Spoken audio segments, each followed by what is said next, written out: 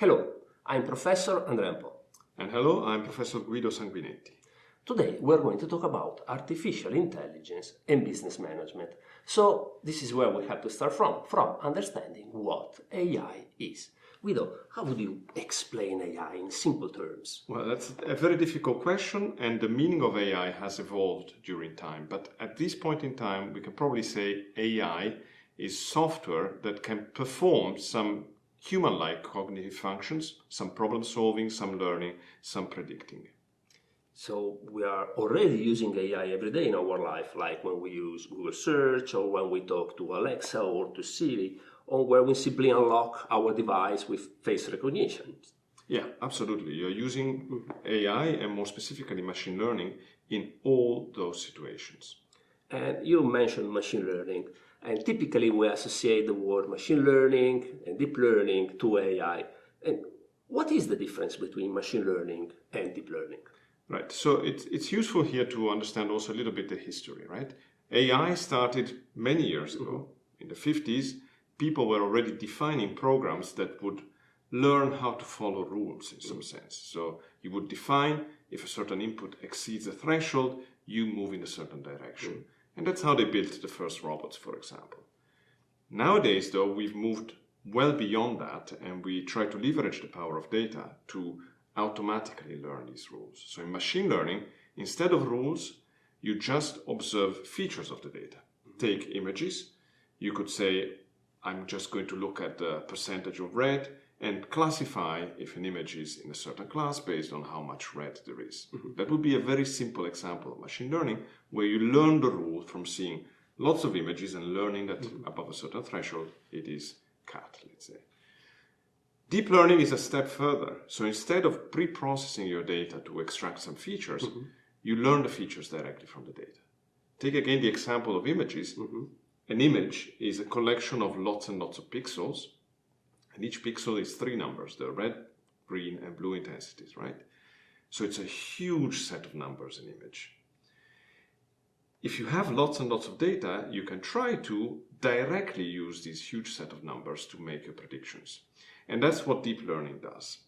And it was already tried really about 20 years ago, but it didn't work because we didn't have lots of data. But now we do, and it's proving to be incredibly flexible and incredibly powerful. And that is what is really powering Siri, Alexa, ChatGPT, self-driving cars, you name it. It's basically deep learning that is powering them. So AI can also perform a lot of different tasks. In general, what are the main tasks an AI program can perform? How can we categorize this in a very general way? So traditionally we have 2 types of tasks, predictive or also called discriminative, where you're given input and output pairs and you want to be able to predict the output or the label based on the input of a new instance. So you've collected a large database, say in business, where you have lots of features of customers and how much they spent, for example. You get a new customer, you have his features, and then you want to predict how much the transaction will be. Generative, instead, is the second type, where you don't have so clear structure of inputs and outputs. Take text or images, often you don't have a label. You just want to be able to produce plausible text or plausible images. Based on the input. Based on having seen lots of images. And so you will generate images that somewhat resemble what you've seen, but mix it in a non-trivial way sometimes. And Midjourney and DALL-E, all of these systems do exactly that. And well, lately we and a lot of people, we have been talking about ChatGPT. And what kind of AI is ChatGPT? Is this generative? Is this predictive? So ChatGPT is, strictly speaking, generative. So G means generative in ChatGPT. But it is not purely generative, of course, because it takes your input, which is your prompt, to produce a plausible output. So it's not completely random text. It's random text that is somewhat plausible as an answer to your query. On my input to ChatGPT. Exactly.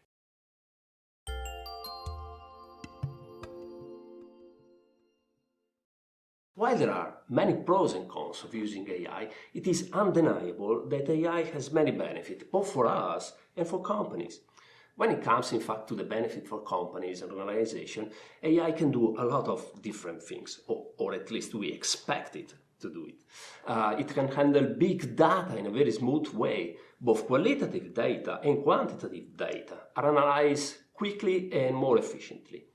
Often it can perform repetitive tasks typically done by humans, so these tasks can be automatized, reducing the burden on humans and leaving them more time to focus on more creative tasks or tasks that cannot be performed by AI. Processes and workflows can be streamlined using artificial intelligence. Also, it is a support for decision making, so we can use the output of these programs to support the decision making done by managers. It is also a possible support for creative or imaginative processes. By the way, since it's a program, it's available 24 hours per day, 7 days per week, always available, something that it is not often possible for humans. And we also expect AI to reduce human errors. Then there are also another set of situations where AI could be very important, like where you don't want to have humans. Imagine if you want to go and take mines out of a field, you could send a robot, that would be fantastic, or in a nuclear accident or inside a nuclear furnace. More generally, though, I would say that the great opportunity of AI is that whenever you have large amounts of data available, it's very difficult to extract patterns that are predictive, and AI can often do that. So, this list of benefits is extremely interesting for a company. But what is, in your opinion, the maturity of AI to really achieve the benefit we have mentioned? Well, there is lots of promise, of course, but there is also lots of hype, one has to be honest. So one of the things that you said before is expected to reduce human errors.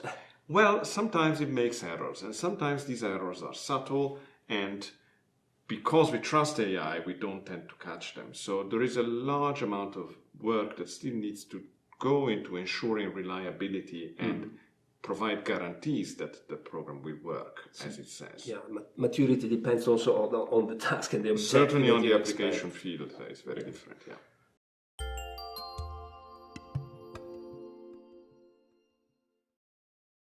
A fundamental aspect of AI is that it's based on data, not only quantitative data and numbers, but also qualitative data like text, images, also video, sounds, and other kind of data. The rise of AI is so pushing the call for a more data-driven management. Data, in fact, is the fuel of the future in a context driven by AI. But this does not mean that managers should become data analysts themselves, nor that they should passively rely on the outcome of AI. Management should instead do something else. They should understand what kind of data they have or they need, and for doing what. They should understand where these data are located, how they can be collected within the company or on the market, and how they can be made available through the company in order for the company to properly use it. Managers should understand whether these data are good or bad. Are they biased? Are they reliable? They should be able clearly to understand the output of this data and to interpret them and to understand what's the priority of different kind of data output. Clearly, they should base their decision on this data. Moreover, they should be able to discuss this aspect with the specialist, with the analyst. They should collaborate and talk with data engineers, with data analysts, with AI specialists, and so on. But this should not be understood as a call to army to go 100% on data. Okay, there is still instead an important role of intuition, of expertise, of experience, and good judgment.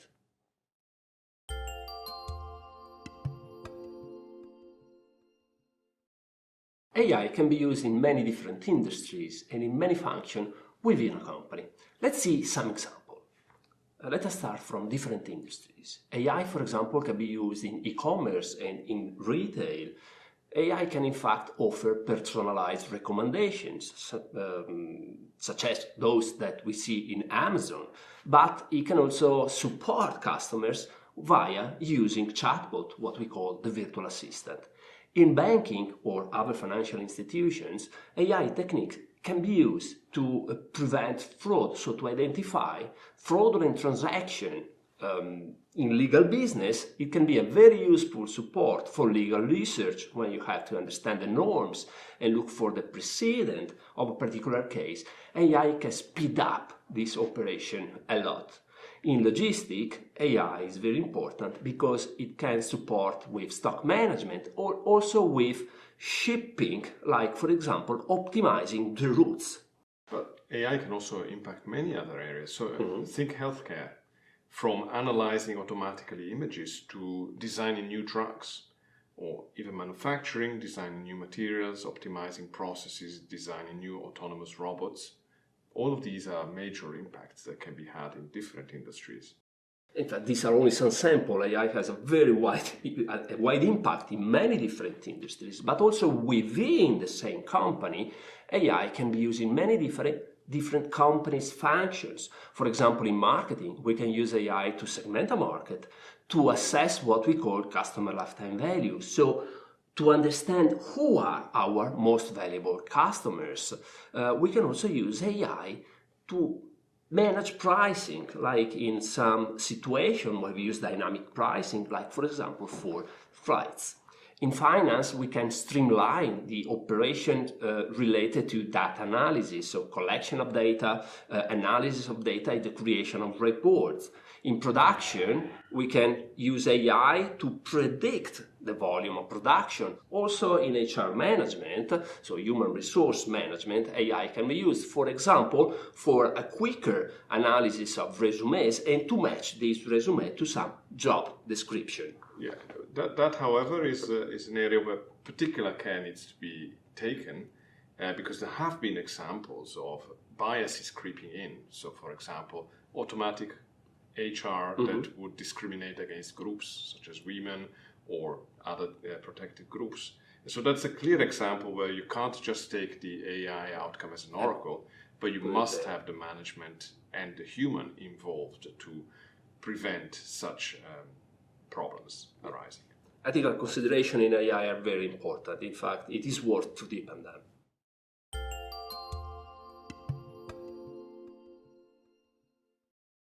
There are many reasons why managers should get acquainted with artificial intelligence.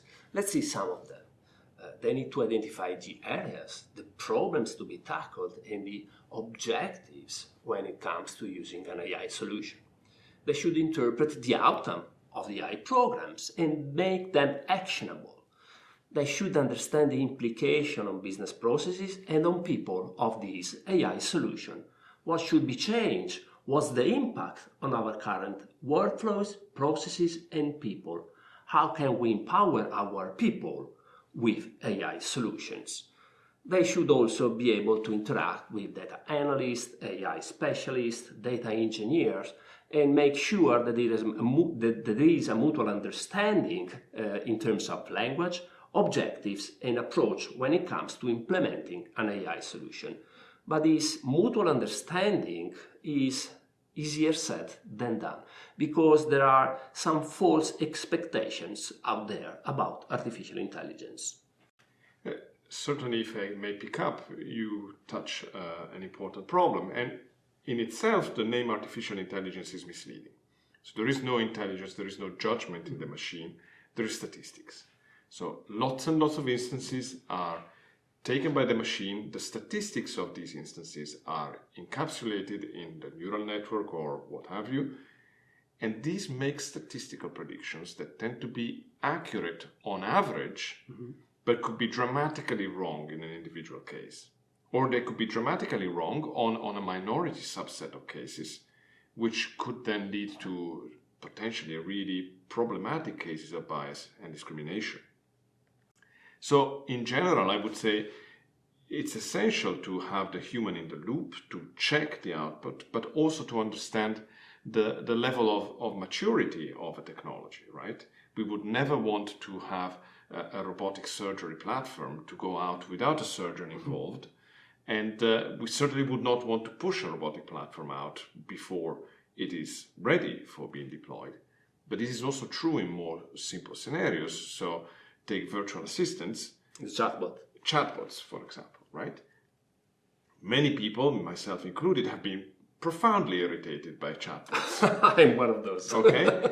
Because why? I mean, if it is just an exercise in cutting the costs, then it doesn't provide value for client if you push out a technology that is not yet mature. Yeah, this is a very important point because we are trying to understand why we need managers to understand AI. One of the tasks is this product the right product with the right level of maturity to provide real value for the customer, or is this just a hype? Are we just trying to cut costs? This decision should be done by managers, and this is why we are trying to explain why managers should understand AI. Absolutely. And then there are also further situations where you're not just irritating a customer, you may provide significant damage to a customer and consequently reputational damage. So we've been mentioning detecting frauds. Mm-hmm. Well, if you wrongly accuse someone, that is a very big problem. We've been mentioning robotic surgery. Well, you can imagine that has even bigger problems potentially. So it's essential that there is a two-way dialogue to understand the potential and the vulnerabilities of the system. But, this two-way dialogue is somehow complicated by the fact that AI has many technical contents, and it is not always so easy, to create this two-way dialogue. And this can prevent companies from fully exploiting the potential of AI that has a technical side, but also, a managerial side, a lot of business implication. For example, in the past lately, it happened that a specific role was developed in some companies in order to bridge this gap. They call it the analytic translator or the business translator. This is basically a role covered by a non-AI specialist, so typically by a business person, that has some knowledge about AI or was trained to have some knowledge about AI, with the idea to act as the bridge between the technicalities of AI and data and the rule of business and the way a company works. Now, closing this gap between AI and management is one of the tasks of a higher education institution when it comes to business management. And this means that it is useful to provide managers with AI content, with AI examples, but also with AI applications.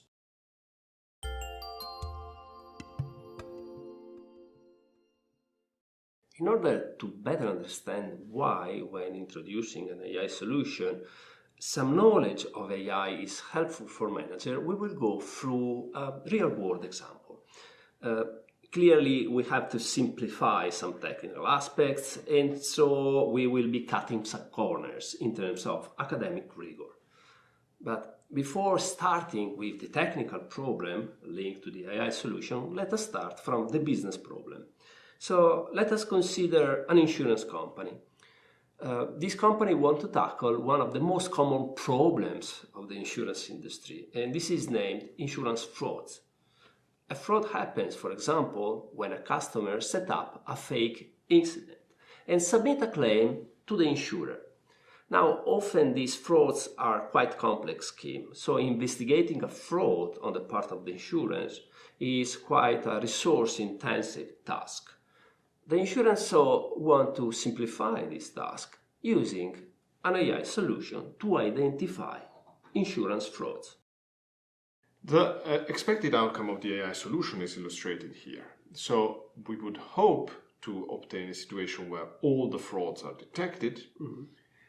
and nobody who has submitted a legitimate claim is accused falsely. So we can see here in a simplified representation that we have a set of green people that are the legitimate customers which have a claim to submit to the insurer, and in red we have the fraudulent cases. Now naturally we would expect in reality to have far fewer fraudulent cases in comparison to the legitimate cases. But here we simplify in this way. But bear in mind that this is actually a difficulty for the AI as well. It's what we call an imbalanced class problem, which makes it harder to find the very few cases where we have to flag a situation which could be fraudulent. So the ideal solution, we would find all of the red bad guys, only the frauds get accused, and all the legitimate claims are processed. But the reality is that even AI doesn't have full knowledge of the world. And so, in fact, it will produce both wrong predictions and right predictions. And here it's important to distinguish the type of mistake that you can make, right? So if you make, typically we call positives the cases you want to identify. So the fraudulent case that is truly fraudulent would be a positive. If we catch it, it's a true positive with the algorithm. If we predict that a claim is legitimate and it is legitimate, we call it a true negative. The mistakes, which is what we're interested in, are of two types. There's the false positives, which are the legitimate customers that are accused of being fraudulent. And then there are the false negatives, which are the frauds that get away with it. Now, depending on the tuning of the AI algorithms, so technical things such as the loss function or the choice of a cutoff, we may end up with a different balance between false positives and false negative and false negatives. So we make mistakes of different types in different numbers. And here is where we need to go to the management. So here we can have two options, let's say. In option A, we calibrate the model and we develop the model so that we catch most of the frauds, but unfortunately we also accuse wrongly lots of legitimate customers. Option B, we take more negatives, so we take more fraudulent claims as legitimate, we make more false negative errors, but we minimize the number of false positives, so we accuse fewer customers. As an AI guy, I cannot tell you which one is preferable unless I have some strong input from the management to tell me where to go. In fact, now the question is, how do we solve this trade-off? Where should the company go, right or left? In our case, is option A better than option B or the other way around? In order to answer to this question, it is better to compare our fraud problem to another business problem. Okay, let's say that the same insurance company want to use AI for solving a problem of cross-selling.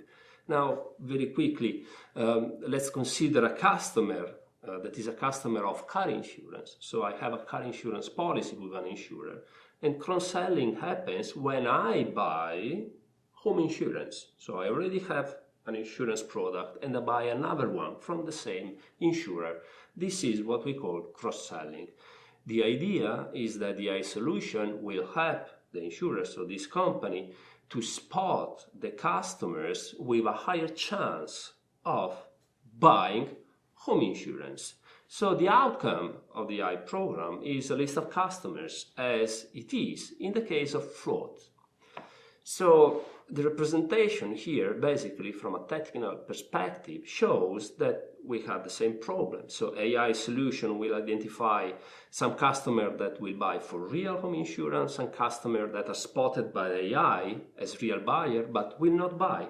So at the end of the day, technically, we are comparing two similar problems. We have to try to understand how to solve the trade-off. Is option A better than option B in the case of cross-selling? Now, the fact is that we will not be able to find a solution only in AI and in the data themselves, in the algorithms, because what you need here is management expertise. We know to understand business here. When it comes to fraud detection and to cross-selling, from a business perspective, we are talking about two extremely different situations. Let's start with fraud detection. Fraud detection happens during what we call claim management. So I submitted a claim, okay? Now, claim management in insurance is a typical moment of truth. So it means it's a very important moment. Moment of truths in business are those moments where I can create big satisfaction for customer, but also on the other side, big dissatisfaction for customer. Why? I pay insurance to feel protected, to have a reimbursement if something bad happened to me. And when it is time for me to ask for this reimbursement to my insurer, I want these things to happen. That is why it's the moment of truth. And if I get my money back, I will be very satisfied. Okay, so I will be saying this is a good insurer, I can trust him, I will buy something else from them, and I will also suggest this insurance to my friends and family.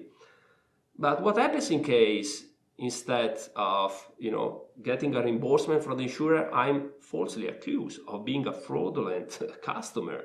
Well, most likely I will immediately change insurer and I will say negative things about this insurer. In technical terms, it means that we want to reduce the false positive as much as possible. So we must accept the trade-off with having also a lot of undetected fraud from our AI solution, the so-called false negative. Option B is the most likely way to go for fraud detection. Cross-selling is a completely different situation. If we offer a customer to buy home insurance, but he is not interested, we are not creating relevant dissatisfaction. Having a talk with a customer is not even particularly expensive in terms of cost. So false positives, in the case of cross-selling, are much more acceptable. This mistake is in fact not creating a relevant damage to the customer or the company. On the other side, we want AI to identify enough customers with the potential to buy home insurance. So we want enough true positives. So option A is the most likely way to go for cross-selling when it comes to calibrating the AI model. The solution is so to be found in business, and the solution is different for cross-selling and the fraud example. These problems are very well studied in machine learning and in statistics in general, and there are tools that we can use to quantitatively assess these trade-offs. The main one is something called the confusion matrix, and it enables you to calculate various statistics and metrics regarding your model outcome that are informative to business practitioners that want to then implement the solutions.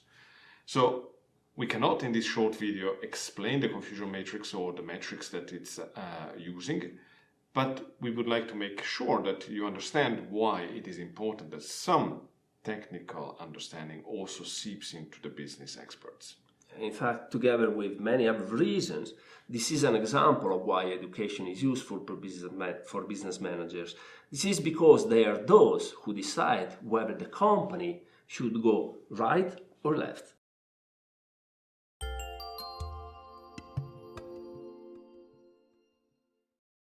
Guido, we mentioned earlier that AI makes mistakes, and we also mentioned that there are some ethical considerations that we have to go through when it comes to AI, especially, I think, with generative AI. Can you briefly guide us through the main aspect of this ethical consideration on AI and the current debate about it? Sure. It's a very big field, in fact, and people are increasingly realizing that the ethical aspects and the risks associated to AI are considerable and deserve a lot of thought and regulation, really. The classical one is the issue of fairness, right? How do we construct an AI that is non-discriminatory? So, for example, take an HR assistant for hiring in a tech company. Because the current workforce is largely dominated by males, the algorithm may think that being a man is a very good predictive feature and would discriminate against women. Or another case could be because in the resumes of all the people that are already hired, there is already technical knowledge, so knowledge of programming languages.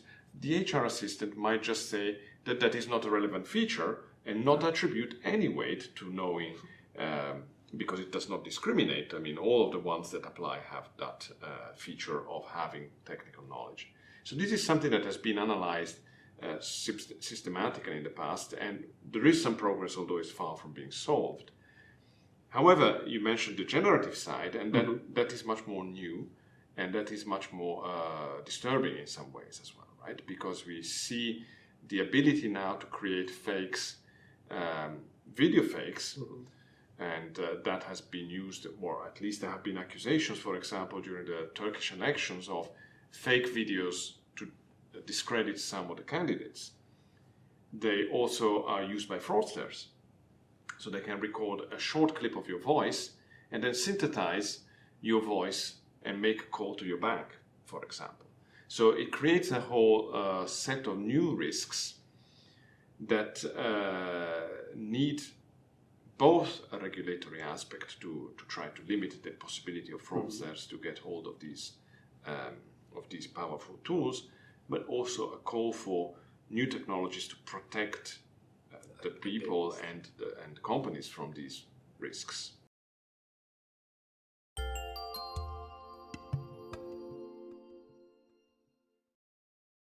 AI will be a disruptor in many industries with significant implication on how companies do business.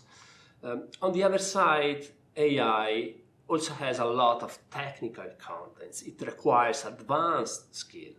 So training manager about AI in a world that is dominated by AI is not an easy task because of the wide range of application, the technical contents of AI. So we have to tackle the education issue of managers from two perspectives. On one side, education should focus on the strategic implication of AI. And so management should answer to questions such as what are going to be the implication on our industry? What are the new players we will be competing against? How is industry structure going to be reshaped by this player and by AI in general? So, for example, this means asking questions such as how is the self-driving car technology going to impact car insurance policies? But also management should deal with the implication, risk of opportunities across the organization of AI. What does it mean? That AI is going to impact the organization in many different parts, many different functions. The fact is that very often within the same organization, the left hand doesn't know what the right hand is doing. So these are named organizational silos. The fact is that AI does not like silos. Another important thing is dealing with change management. AI will bring a lot of changes. Change is often difficult to manage. We should try to understand how to lead this change. How do we overcome the barriers to adoption? How do we empower our people? How do we deal with the legitimate skepticism that we will have along the change journey? So, on the other side, from the AI side, I can also see there is a big gap between the management and the AI specialists that needs to be closed, because we've emphasized the need for a two-way dialogue, and that cannot happen unless there is a common ground. So there's clearly not a single magical recipe, but at least in our experience, one needs in the process of education to focus on the important bits and try to provide the technical aspects blended to the business application. So a hands-on approach which links data, algorithms, tools, and puts the business application center. One needs to create opportunities for cross-fertilization. So I think that there needs to be dedicated forums where business managers and AI specialists can interact, also and maybe even especially inside education programs, which will obviously also be a very, we are in the age of being teachers now, but teachers have to learn from their students as much as the students learn from their teachers. So I believe there is also for AI, there's huge opportunities for us to better understand how to devise our systems by talking to the end users. And last but not least, I think we've emphasized many times that AI is not an oracle, and a superficial application of AI can cause very serious ethical problems and potentially damaging reputational issues. So from my side, it is important not just to sell my AI product, but also to convince people that yes, it might be useful, but you also have to know a little bit more than just pressing a button and obtaining an answer. You have to have the critical sense to challenge what comes out of AI and take the good while stopping the bad.